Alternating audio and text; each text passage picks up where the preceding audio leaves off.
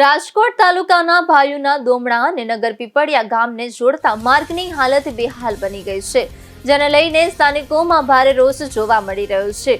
Road પર અનેક જગ્યાએ મોટા ખાડા પડ્યા હોવા છતાં તંત્ર દ્વારા યોગ્ય પેચવર્ક કરવા બદલે માત્ર ધૂળ અને માટી નાખીને કામ પૂર્ણ થયાનો દેખાવ કરવામાં આવ્યો હોવાના આક્ષેપો ઉઠ્યા છે।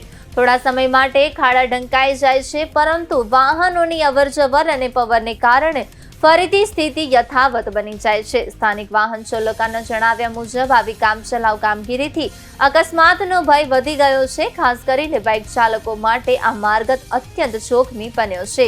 ગ્રામજનોએ સંબંધિત વિભાગ પાસે તાત્કાલિક ગુણવત્તાયુક્ત પેચવર્ક અને રોડ મરામત કરવાની માંગ કરી છે, જેથી વાહન ચાલકોને રાહત મળી શકે અને અકસ્માતની સંભાવના ઘટી શકે। આ તંત્રનો ડામર છે, તમે આ જોઈ લ્યો। ડામર તમે જોવો, આ દેશી ડામર છે, આ દોમડા રસ્તાનો ડામર છે, તમે જોઈ લ્યો। આ ડામર છે, એટલે આવું કામ કરવામાં આવ્યું છે તંત્રનું। ડામરની જગ્યાએ ધૂળ પાથરી અને કામ બતાવવામાં આવ્યું છે। એટલે આમાં વરસાદ થાય તો કેવી પરિસ્થિતિ થાય એ તમે વરસાદ થયા પછી આમાં એક્સિડન્ટ ને બહુ થાય, વાહન અકસ્માત થાય। સરપંચ અને ગામના આગેવાનો અહીંયા ઉભા છે, એને પૂછી લઈ।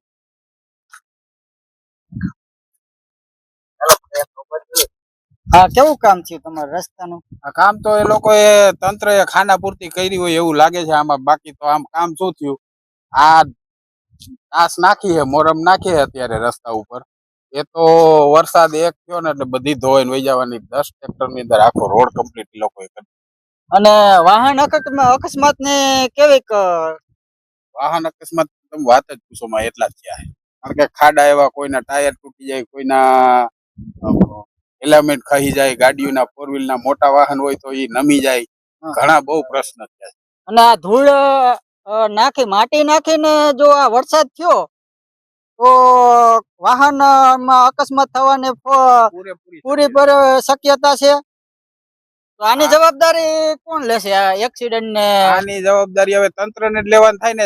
જે કર્યું છે એ તંત્રએ કર્યું છે, આપણે એને આવું કરવાનું નહોતું કીધું। કારણ કે રોડ મંજૂર થઈ ગયેલો, જો 6 મહિના ટેન્ડર એમને ખુલતા ન હોય ને એક સાહેબની સાઈન વાહે, પટેલ સાહેબ કરીને કોક છે, એની સાઈન વાહે આ રસ્તો 3 મહિના લેટ થયો છે। 3 મહિના લેટ થયો, 3 મહિનાની અંદર ડામરના રો મટીરિયલના ભાવ વધ્યા, એના હિસાબે કોઈ ટેન્ડર નો નાખ્યું।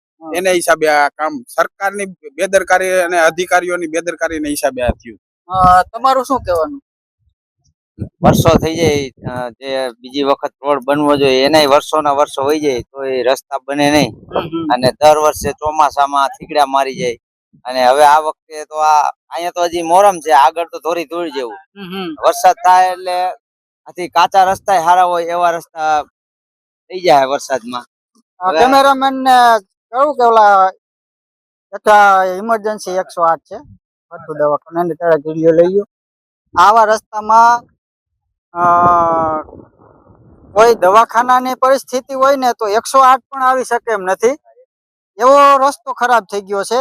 તો અહીંયા કોઈ બીમાર પડ્યું અથવા ઇમરજન્સી હોસ્પિટલ આવી તો ન પહોંચી શકે। તમારું શું કહેવાનું? કાંઈ નહીં, હવે વરસાદમાં પછી એમાં ગારો ને એવું થાય તો એક્સિડન્ટની સંભાવના વધારે એમ। એની જવાબદારી તંત્રની રહે ને। અહીંયા ટાઈસ નાખી, આગળ તો ધોરી ધોઈ જ છે।